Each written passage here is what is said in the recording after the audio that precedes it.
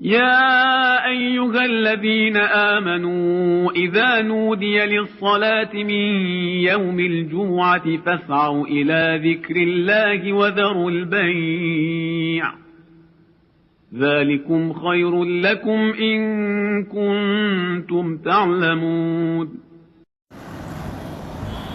السلام علیکم جميعا ورحمۃ اللہ وبرکاتہ. اعوذ باللہ السمیع العلیم من الشیطان اللعین الرجیم. بسم اللہ الرحمن الرحیم. الحمد للہ الذی کان موجودا قبل حدوث الاشیاء ویبقى بعد فناء الاشیاء. تفرد بالاولیۃ والقدم ووسم كل شیء ما عداه بالفناء والعدم. كما قال عز شانه كل نفس ذائقة الموت وقال كل من عليها فان ويبقى وجه ربك ذو الجلال والإكرام. والصلاة والسلام على أشرف الأنبياء والمرسلين خاتم النبيين مولانا أبي القاسم محمد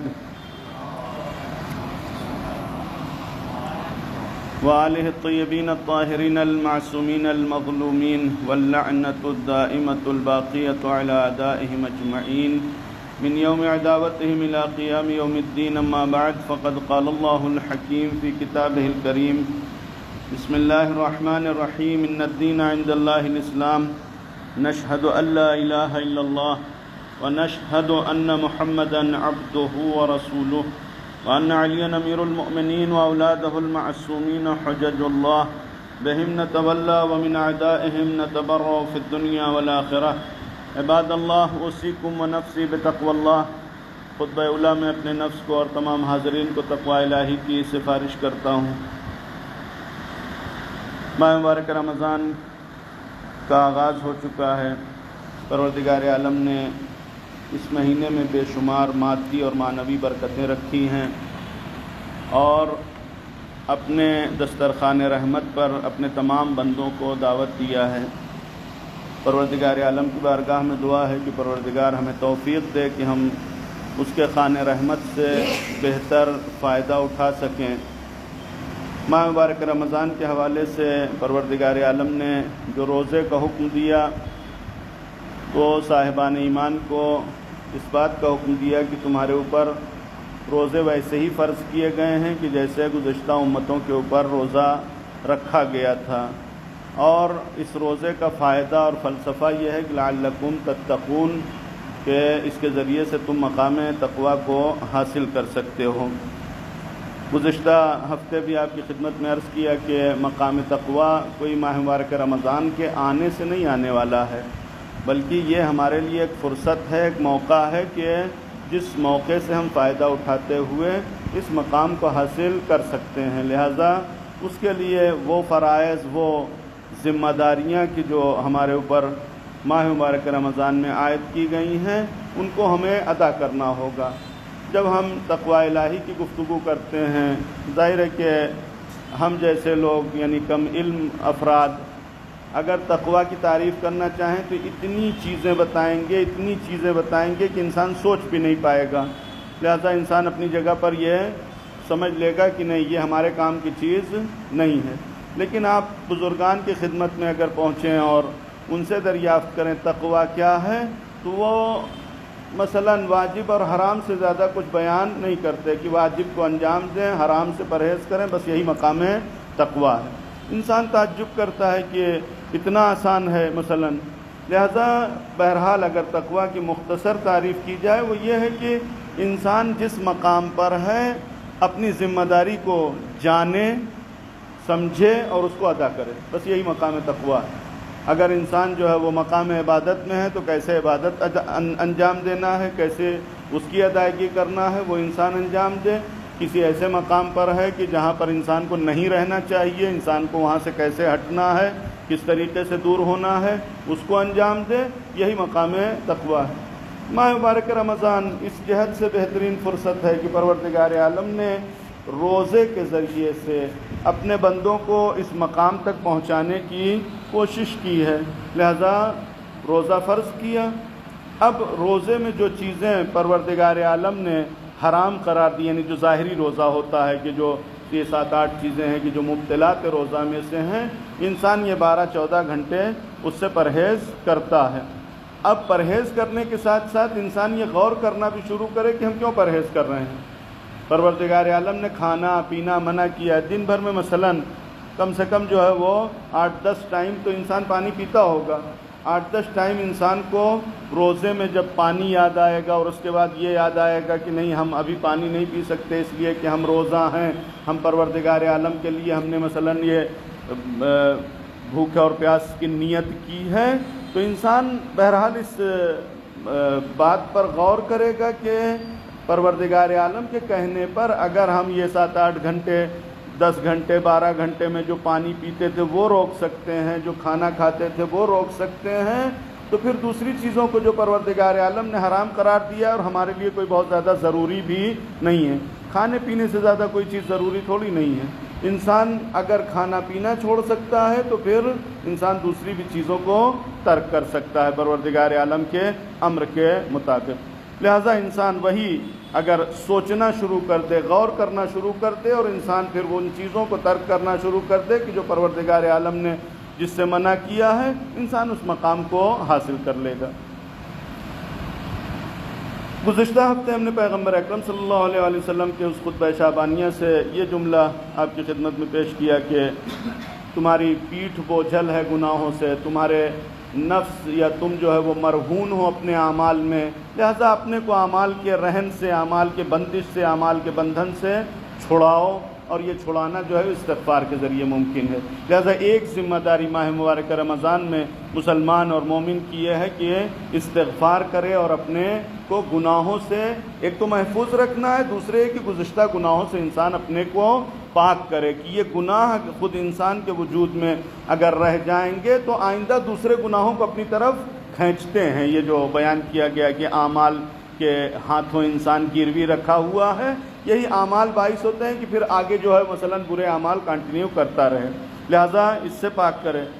دوسری ایک ذمہ داری جو ایک سماجی ذمہ داری کے طور پر عام طور سے دیکھی جاتی ہے، اگرچہ جب ہم اخلاق کی گفتگو کرتے ہیں تو اخلاق کوئی صرف اور صرف سماجیات میں نہیں ہوتا، بلکہ تمام دین کو ہم اخلاق کے ذیل میں رکھتے ہیں۔ خدا کے حق کی ادائیگی، بندوں کے حق کی ادائیگی، سب جو ہے وہ اخلاق کے ذیل میں آتے ہیں۔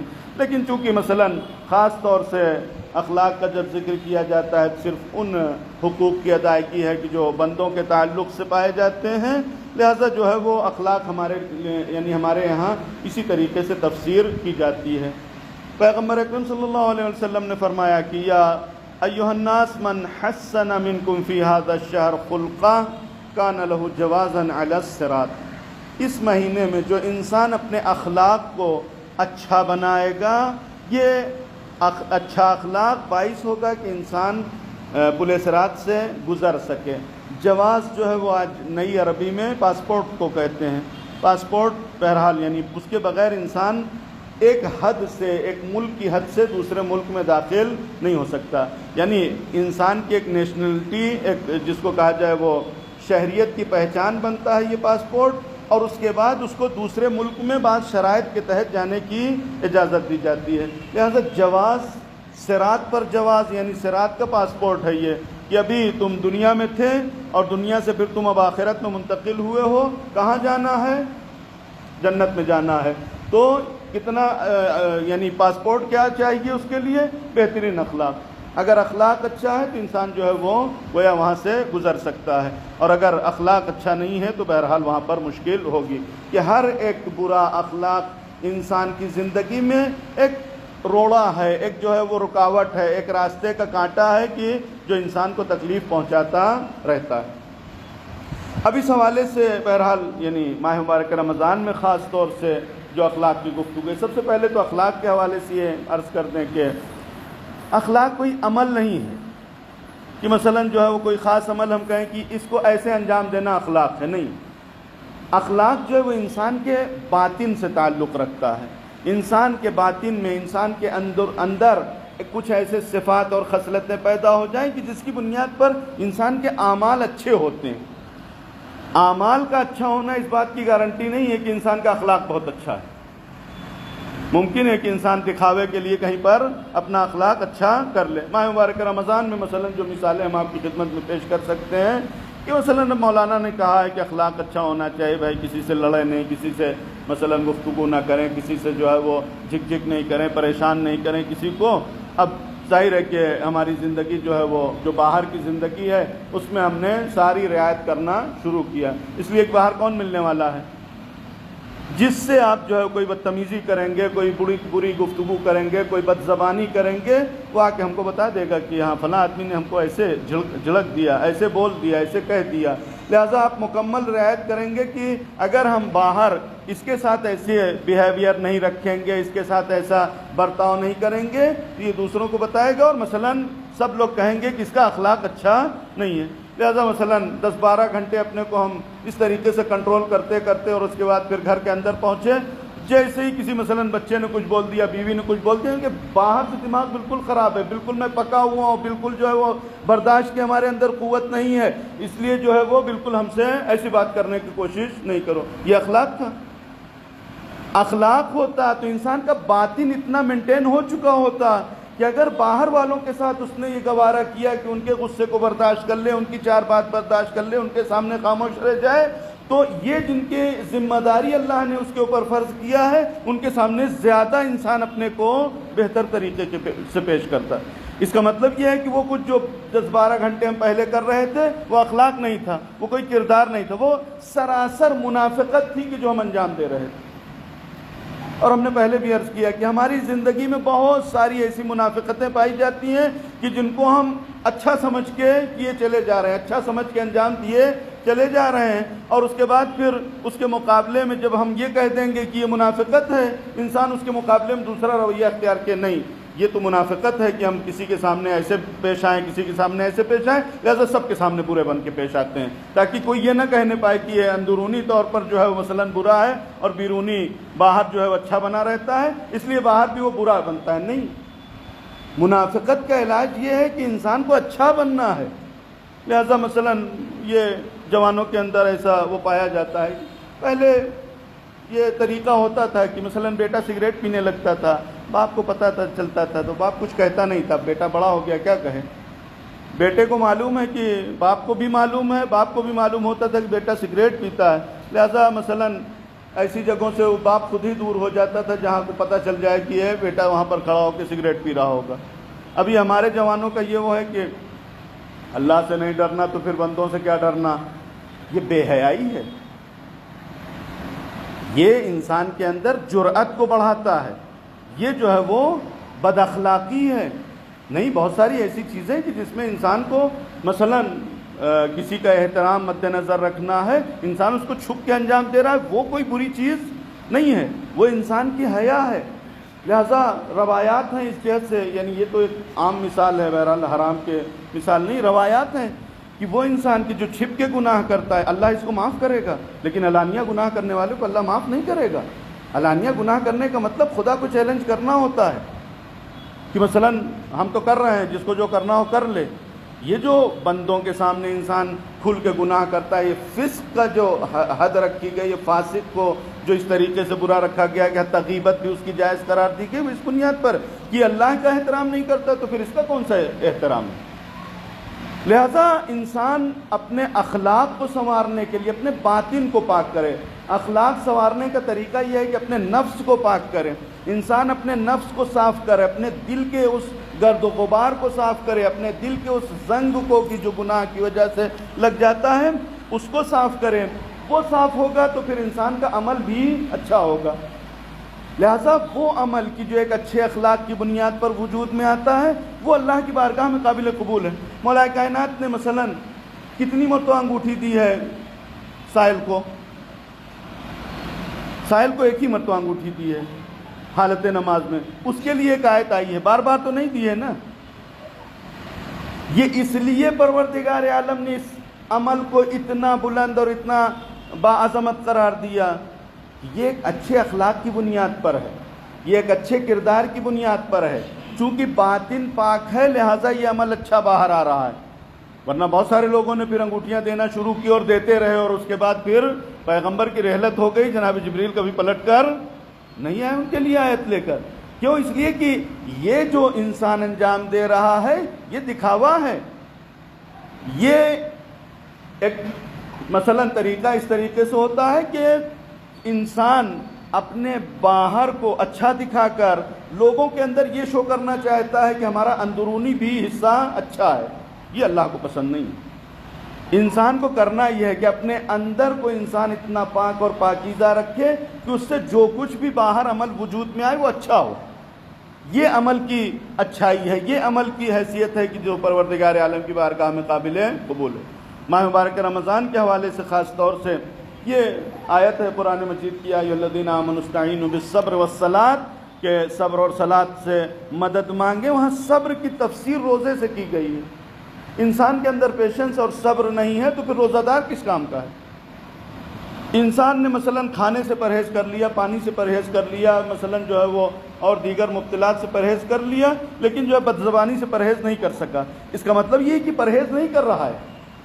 اگر پرہیز کرنا اس بنیاد پر ہے کہ خدا نے منع کیا ہے لہذا پانی نہیں پئیں گے, خدا نے منع کیا ہے لہذا کھانا نہیں کھائیں گے, خدا نے منع کیا لہذا مثلا یہ چیزیں انجام نہیں دیں گے جس سے روزہ باطل ہو جاتا ہے, تو خدا نے بد زبانی سے منع کیا, وہ کیوں نہیں روک پائے؟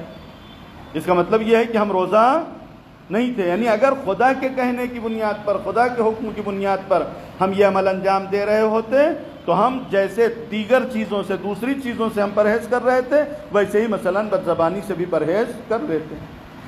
اور اس حوالے سے خاص طور سے جو ہمارے دینی اعمال ہیں, انسان متوجہ رہے کہ یہ دینی اعمال صرف اور صرف محنت اور زحمت کا نام نہیں ہے کہ انسان جتنی محنت کر لے گا, جتنی زحمت کر لے گا, اتنا ہی عمل اچھا ہوگا. لہٰذا مثلا ابھی ہم یہ معرفت کا مسئلہ ہے کہ مثلا روزہ کیا ہے, ہم نے بتایا کہ 7-8 چیزیں مبتلات ہیں, ان سے پرہیز کرنا روزہ ہے. اب انسان پوچھتا ہے نامحرم کو دیکھنے سے روزہ ٹوٹ جائے گا؟ ہم نے کہا نہیں, روزہ نہیں ٹوٹے گا, انسان کا ایمان وہ باقی رہے گا. انسان کا ایمان جہنم ہو جائے گا. تم یہاں روزے کی فکر کر رہے ہو, اس کا مطلب جب تمہارا ایمان ہی سالم نہیں ہے تو روزہ بچا کے کیا کرو گے؟ لہذا یہ جب انسان اپنے اندر یہ قوت, یہ طاقت پیدا کرتا ہے کہ پروردگار عالم کے حکم کے مطابق ایک عمل انجام دے رہا ہے, تو دوسری چیزوں کو بھی انسان متوجہ رہے گا. کہ روزے میں اللہ نے کھانا حرام قرار دیا تھا تو ہم نے مان لیا, اور اللہ نے نامحرم کو دیکھنا حرام قرار دیا تھا تو وہ خالی روزے میں ہم خدا کے بندے تھے, خالی اس فجر سے لے کے مغرب تک ہم خدا کے بندے ہیں. نہیں, خدا کی بندگی تو 24 گھنٹے والی ہے نا. لہذا جیسے روزے میں ہم تمام چیزوں سے پرہیز کر لیتے ہیں, ویسے ہی اپنی بندگی کے ایام میں تمام چیزوں سے پرہیز کر لیں. اگر انسان گناہ کرنا چاہتے ہیں, امام حسین علیہ السلام نے راستہ بتایا, گناہ کرنا چاہتے ہو کر لو, لیکن اللہ کا رزق کھانا چھوڑ دو, چاہے جتنا چاہو گناہ کرو. خدا کی مملکت سے باہر چلے جاؤ, گناہ کرو. جہنم میں فرشتے جب ٹانگ کے اٹھا کے لے کے جانے لگیں گے تو ان سے کہہ دینا کہ ہم کو نہیں جانا ہے. اگر اتنا کر سکتے ہو گناہ کرو, نہیں کر سکتے تو یہ سمجھ لو کہ تمہارے ہاتھ میں ابھی کے اعمال ہیں, کل کچھ بھی تمہارے ہاتھ میں نہیں. ان اعمال کے ہاتھوں جب گرفتار ہو گئے تو وہاں وہی ہوگا کہ جو ہمارے اعمال چاہیں گے. لہٰذا انسان اسی دنیا میں اپنے کو اس طریقے سے سنوار لے کہ اس کے اعمال میں کوئی ایسی چیز نہ رہ جائے کہ جو وہاں انسان کو کسی مشکل میں گرفتار کر دے. لہٰذا مولا کائنات فرمایا کہ صرف اور صرف روزہ یہ نہیں ہے کہ انسان جو ہے وہ ان چیزوں سے پرہیز کر لے کہ جو روزے کو باطل کر دے, بلکہ الصیام اجتناب المحارم کما یمتنع الرجل من الطعام والشراب. روزہ یہ ہے کہ انسان تمام محرمات سے, تمام حرام چیزوں سے پرہیز کرے جیسے کھانے اور پینے سے پرہیز کر رہا ہے. پروردگار عالم کی بارگاہ میں دعا ہے پروردگار ہمیں توفیق دے کہ ہم روزے کو روزے داروں جیسا روزہ رکھ سکیں. بسم اللہ الرحمن الرحیم. انا اعطیناک الکوثر فصل لربک وانحر ان شانئک هو الابتر. صدق اللہ العلی العظیم.